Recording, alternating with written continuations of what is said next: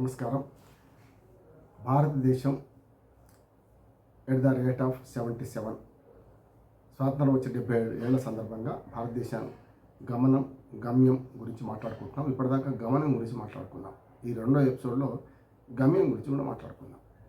గమనంలో నెహ్రూ నుంచి మొదలుకొని మోడీ దాకా 17 ఏళ్ళు నెహ్రూ గారు, 16 ఏళ్ళు ఇందిరాగాంధీ గారు, మరో 10 ఏళ్ళు మన్మోహన్ సింగ్ గారు, అట్లాగే మరొక 10 ఏళ్ళు నరేంద్ర మోడీ గారు. ఇప్పుడు 15వ సంవత్సరంకు అడుగు పెడుతున్నారు. అంటే మనకు 11వ సంవత్సరంలో మోడీ గారు మూడోసారి ఎన్నికయ్యారు. ఇట్లా ఈ నలుగురు ప్రధానులు 10 నుంచి 17 సంవత్సరాల దాకా పరిపాలన సాగించారు. తర్వాత 5 ఏళ్ళు పూర్తి చేసుకునే వాళ్ళల్లో వాజ్పేయి, అట్లానే అంతకుముందు రాజీవ్ గాంధీ, పివి నరసింహారావు, వాజ్పేయి వీళ్ళందరూ కూడా 5 ఏళ్ళు పూర్తిగా పరిపాలించారు. మిగతా ప్రధానులందరూ కూడా ఆల్మోస్ట్ ఆల్ పూర్తిగా పరిపాలించే సంవత్సరం 2 సంవత్సరాలు అట్లాగే ఉన్నారు. అట్లా చూసుకుంటే 18వ లోక్సభ ఏర్పడిన తర్వాత మరి ఇప్పటిదాకా గమ్యం గురించి మాట్లాడుకున్నాం, గమనం గురించి మాట్లాడుకున్నాం. గమ్యం గురించి మాట్లాడుకునే ప్రయత్నం చేద్దాం.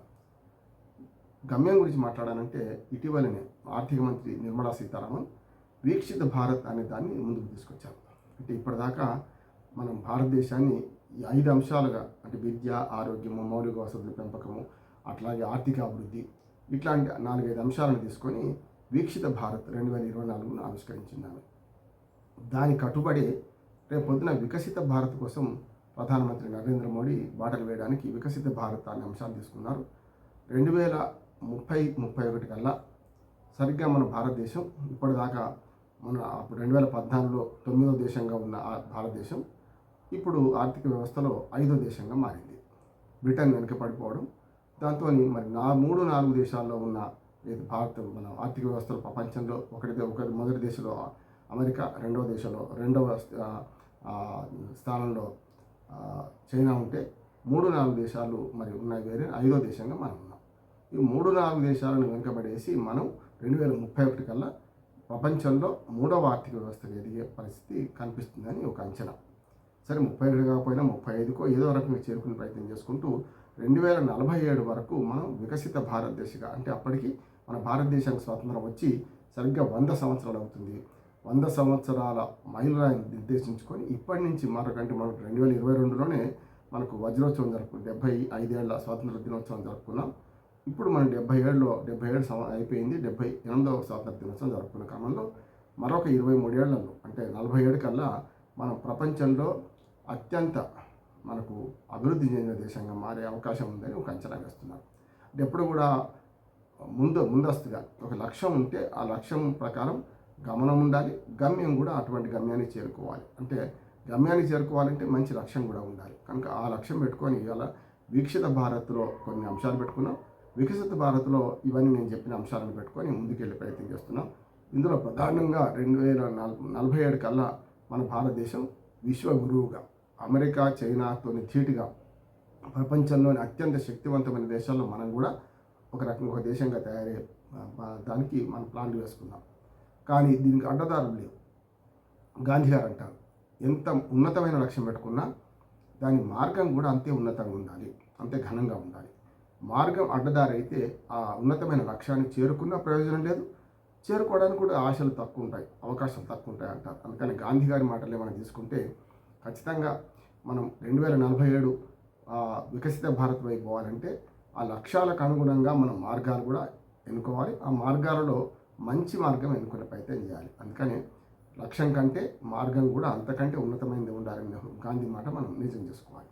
ఇట్లా అంబేద్కర్ గారు కూడా వ్యవస్థల నిర్మాణం, వ్యక్తి నిర్మాణం కంటే వ్యవస్థల నిర్మాణం కావాలన్నారు. వ్యక్తి నిర్మాణం అవసరమే కాదని, కానీ వ్యవస్థల నిర్మాణం లేకపోతే, వ్యవస్థలను కూల్చుకుంటూ పోతే వ్యక్తి నిర్మాణం ఎంత బాగున్నా కూడా వ్యవస్థలో అది పూర్తిగా పారదు అనే దాని మీద అంబేద్కరిజాన్ని కూడా మనం తీసుకోవాలి.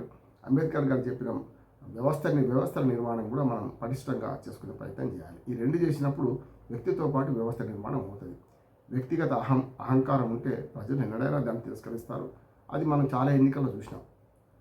ఉదాహరణకు రాష్ట్రంలో చూస్తున్నాం, దేశంలో కూడా చూస్తున్నాం. కనుక వ్యక్తిగత అహంకారాలకు పోకుండా పాలకులు తమకు ఇచ్చిన అవకాశం, ప్రజలు ఒక ఉన్నతమైన అవకాశం, ఒక అవకాశం మాత్రమే, ఈ అవకాశాన్ని సద్వినియోగం చేసుకోవాలనే ఆలోచనతో ఉంటే వికసిత భారత్ వైపు పోతాం.